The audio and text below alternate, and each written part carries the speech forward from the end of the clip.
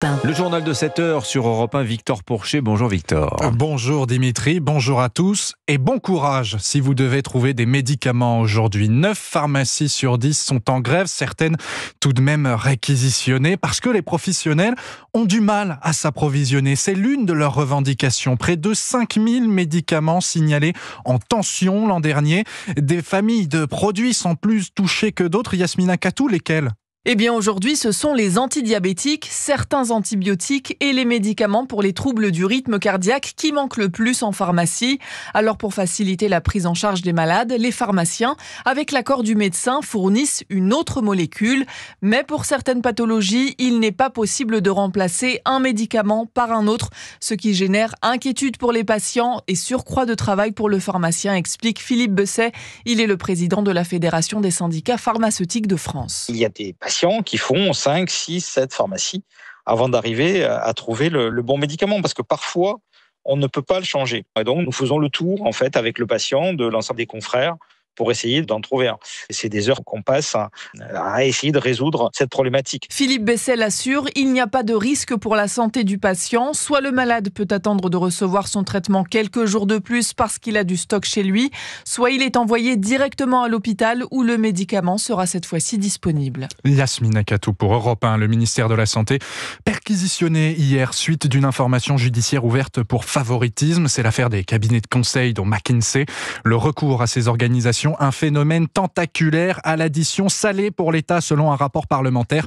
C'est 900 millions d'euros en 2021. Des millions d'euros, il en manque beaucoup, mais alors beaucoup dans les caisses de l'assurance maladie. Et la Cour des comptes cible les arrêts maladie, justement. Ça représente 12 milliards d'euros en 2022. Et Baptiste Morin, l'objectif, c'est un grand coup de grappot. Au grand mot, les grands remèdes. La Cour des comptes recommande par exemple de ne plus indemniser les arrêts de moins de 8 jours, de quoi économiser 470 millions d'euros sur un an. Plus rentable, passer de 3 à 7 jours de carence pour tous les arrêts.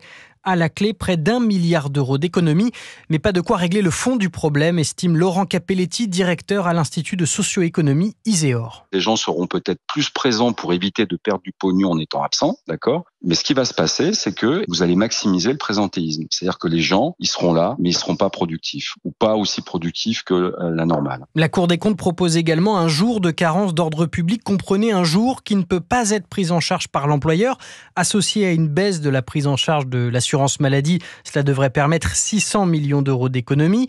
Enfin, dernière hypothèse, réduire la durée d'indemnisation maximale de 3 à 2 ans.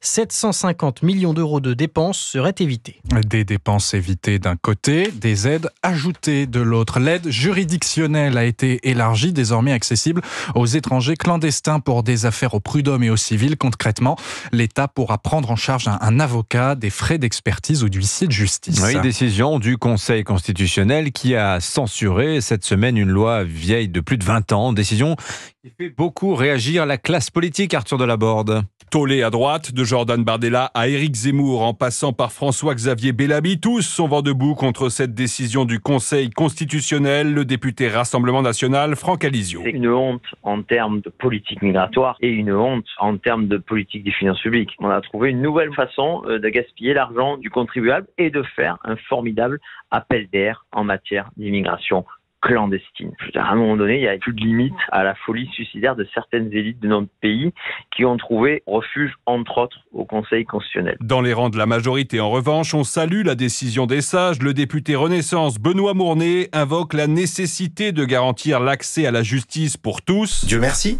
Nous sommes dans un état de droit, donc il n'y a pas de justice à partir du moment où il n'y a pas de défense. Enfin, à gauche, la décision fait l'unanimité, même si les responsables politiques se font relativement discrets sur la question. Et à noter que cette aide juridictionnelle était déjà accessible aux non-français pour des dossiers en droit des étrangers ou en matière pénale. Cette question que l'on se pose ce matin sur Europe 1, faut-il rétablir des frontières à l'intérieur de l'espace Schengen pour les non-européens ? Vous répondez oui à 66% selon un sondage CSA pour Europe 1, CNews et le journal du dimanche. Chiffre à retrouver retrouver dans le détail sur europe1.fr. Et l'immigration qui sera l'un des grands thèmes de débat ce soir, de ce grand débat entre les 6 têtes de liste aux élections européennes sur Europe 1 CNews en partenariat avec le journal du dimanche. Quelle France, dans quelle Europe? Rendez-vous ce soir à 21h, débat animé par Pierre de Villeneuve et Laurence Ferrari. Et vous écoutez Europe 1 matin, il est 7h06. Ils sont anti-vax, rejettent les institutions, relaient de nombreuses fausses informations. Les complotistes sont plus que jamais dans le viseur des autorités. Vigilance renforcée, c'est le mot d'ordre d'une note qu'Europe 1 a pu consulter, une note des renseignements. Il faut dire que ces groupes sectaires prolifèrent partout en France avec une stratégie bien définie, Jean-Baptiste Marty, cibler certains secteurs de la société française. À commencer par la sphère religieuse où il est facile pour les groupes complotistes d'embrigader des personnes vulnérables. Ainsi, de plus en plus de gourous s'autoproclament faux prêtres, comme à Oyonnax, où un homme a récemment été identifié par les autorités après avoir organisé des messes clandestines dans son jardin. Un moyen de diffuser discrètement des discours anti-républicains pour constituer une contre-société. Cette remise en cause des institutions peut même prendre forme dans l'espace public. En 2023, par exemple, une fausse monnaie, le franc libre, a été lancée, une façon de contester l'euro, mais il y a encore plus grave que cela, l'exercice illégal de la médecine, domaine dans lequel les sphères complotistes trouvent un public vulnérable et facile à endoctriner. Ainsi, de nombreux centres de soins non déclarés sont recensés ces derniers mois, comme à Gorbio, village situé dans les Alpes-Maritimes, où un couple d'agriculteurs autoproclamés guérisseurs expérimentait l'usage de plantes interdites, tout en diffusant un discours anti-vaccin et remettant en cause la légitimité de l'Organisation mondiale de la santé. Jean-Baptiste Marty pour Europe 1. Et puis c'est le jour J pour les lycéens et les parents d'élèves. Les premières réponses de Parcoursup arrivent aujourd'hui. Près d'1 million de candidats ont émis des vœux cette année pour des formations dans le supérieur. Europe 1, il est 7h07. Le football et un duel pour accéder à la Ligue 1. Ce soir, l'AS Saint-Etienne affronte le FC Metz. Le 3e de Ligue 2 cette saison reçoit le 16e de Ligue 1. Le vainqueur de cette double confrontation gagne son ticket dans l'élite. Alors le public stéphanois n'attend qu'une seule chose, Jean-Luc Beaujean, vibrer au stade Geoffroy-Guichard ce soir. Ce soir, le Chaudron sera plein, 37 000 spectateurs pour la 7e fois de la saison. Une performance rare pour un club de Ligue 2, car à Saint-Etienne, la passion pour les Verts est immense, explique Michael. C'est une ville de foot depuis toujours. La famille était supporter des Verts, puis je suis tombé dans la marmite verte, comme on dit. C'est pour la vie. Mes filles jouent au foot, elles sont pour les Verts. Les petites de 4 ans chantent aller les Verts. Je pense que leur relève n'est pas près de se terminer. Ouais. La Ligue 1 est à la portée des Verts, estimée Nola, 23 ans, elle aussi supportrice depuis toute petite. Je pense que ça peut le faire, en tout cas, moi j'y crois. Avec le public qu'on a, quand on dit qu'on est 12, on est vraiment 12 et je sais qu'on sera 12. Depuis gamine, le foot, c'est dans mes gènes, et le vert encore plus. Et je sais que ça, je transmettrai à mes enfants aussi.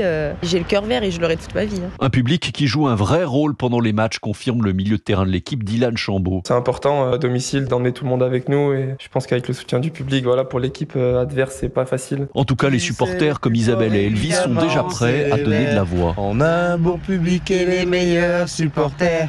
On va gagner, ça c'est juré. Allez! Jean-Luc Beaujean, déjà le reportage magnifique de Jean-Luc Beaujean pour Europe 1. Et puis tiens, on chante nous aussi sur Europe 1, mais pour Roland Garros et la victoire d'Iga Swiatek. Pour moi, chez les dames. Hallucinante. Jeszcze Polska nie zginęła. C'est l'hymne polonais, version Pierre de Villeneuve hier soir pour la victoire. Il faut le dire renversante de la numéro 1 mondiale polonaise contre Naomi Osaka au deuxième tour de Roland Garros. Ça passe aussi pour Alcaraz, Tsitsipas et Yannick Sinner contre Richard Gasquet. Alors, il s'est fait balayer le pauvre Richard Gasquet, mais c'était quand même valeureux de sa part. Merci beaucoup mon cher Victor, on vous retrouve dans 10 minutes pour l'essentiel de l'actualité sur Europe 1. Europe 1, la radio officielle du tournoi de Roland Garros que vous pouvez suivre en écoutant Europe 1 évidemment. Il est